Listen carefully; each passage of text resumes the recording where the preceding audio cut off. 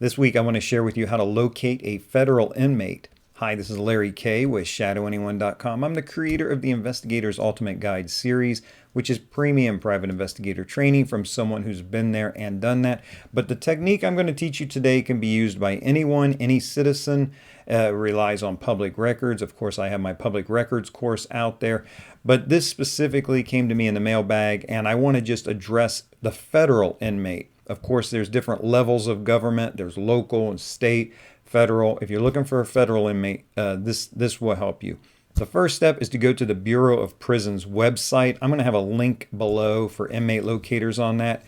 And if the person is currently incarcerated in the Bureau of Prisons, a federal Bureau of Prisons, then you're going to find your person listed there. However, it's not always that easy, and especially if it's early on in the process where the person has been charged, maybe not convicted, maybe they're in the court system still. So there's a couple other places you want to look, especially initially on, before they're sentenced and actually incarcerated.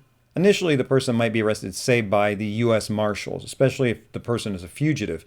And so you're not going to find information on that person in Bureau of Prisons.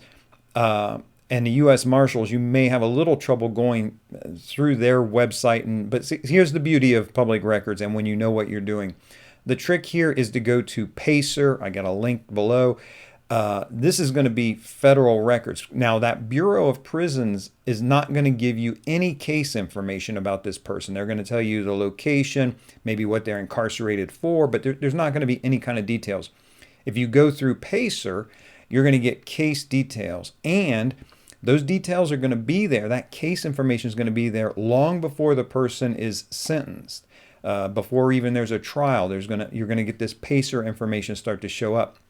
So if you know the person has been arrested on federal charges, try looking in PACER and try to find out the status of the case. You may find out even where the person was arrested, and that's very helpful for locating them.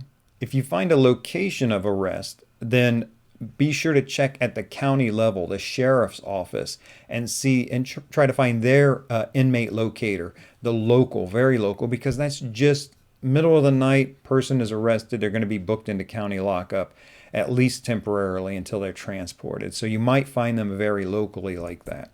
If you are tired of scouring around online for bits and pieces and a lot of stuff that's not even useful, real, helpful, and you really want to dig into and use public records effectively, either for professional investigating or even as an amateur, which is not a dirty word to me. Amateur being from the French amour, for the love of it. People who do investigations just for the love of it, I deeply appreciate that it's in your heart, in your bones, in your blood. I get it. I was that way before I turned professional and opened my own detective agency and ran it. So if you are interested in using public records really deeply and well, to the point where you kind of marvel the people around you that you get access to this information, be sure to check out my public records course over at ShadowAnyone.com. You can find a link right in the menu bar, the navigation bar at the top. In the meantime, this is Larry Kaye with ShadowAnyone.com. Remember, do the right thing, even if it's the hard thing.